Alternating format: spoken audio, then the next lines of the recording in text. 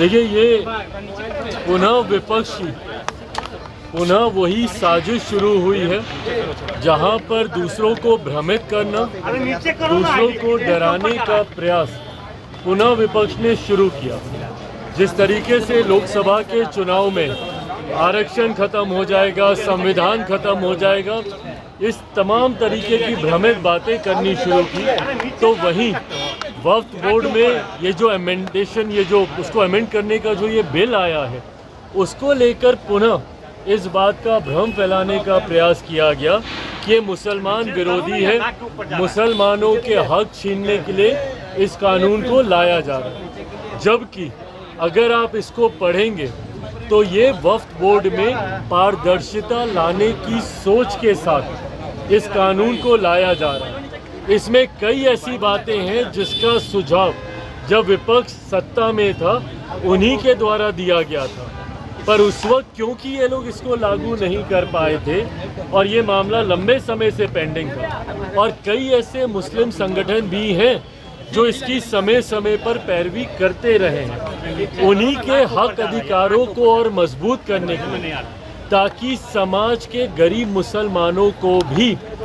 उनका हक अधिकार मिले, इस सोच के साथ ये अमेंडमेंट लाया जा रहा था। पर क्योंकि पुनः इसको भ्रमित करने का प्रयास किया गया था और कहीं किसी के दिमाग में किसी तरीके की कोई शंका ना रहे,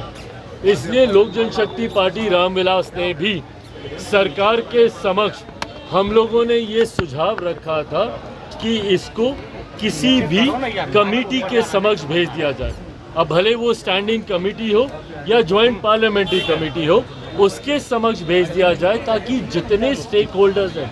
जो भी इसके साथ जुड़े हुए हैं, वो खुलकर वहाँ पर चर्चा कर सकें और ये जो भ्रम फैलाया जा रहा है कि मुसलमान विरोधी है, उस आशंका को दूर किया जा सके। मैं आज धन्यवाद देता हूँ प्रधानमंत्री जी का और हमारी केंद्र की सरकार का कि इसको जहाँ सरकार ने सदन के पटल पर मजबूती से बिल को इंट्रोड्यूस करते हुए अपनी बातों को, सरकार की बातों को प्रमुखता से रखा, तो वहीं विपक्ष के मन में इसको लेकर कोई शंका ना रहे, जेपीसी को भी इसको रिकमेंड करने की बात की गई है। आने वाले दिनों में मुझे लगता है जल्द ही स्पीकर जेपीसी का गठन करेंगे और वहाँ पर खुलकर इसको लेकर चर्चा होगी, बट इसमें महिलाओं का रिप्रेजेंटेशन हो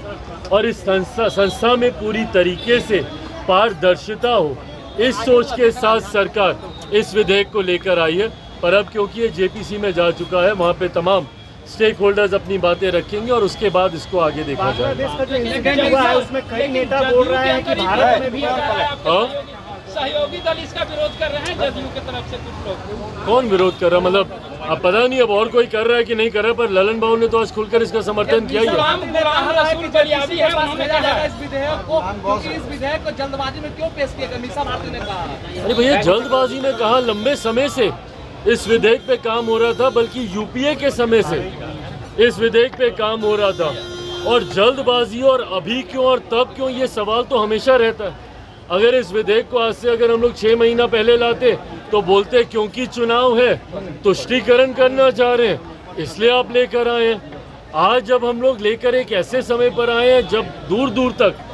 3 राज्यों का चुनाव भी अभी भैया दूर है, उसका भी अभी नोटिफिकेशन नहीं आया, तो अभी क्यों लेकर आए, ये सवाल तो विपक्ष हमेशा पूछेगा। पर हाँ, जिसके लिए हम लोग कमिटेड हैं, और जहाँ तक रही बात भैया लोक जनशक्ति पार्टी रामविलास की, हम लोग का कमिटमेंट समाज के वंचित, समाज के गरीब वर्ग, समाज के अल्पसंख्यक वर्ग के साथ हमेशा से रहा है। मेरे नेता, मेरे पिता आदरणीय रामविलास पासवान जी का कमिटमेंट रहा है। ऐसे में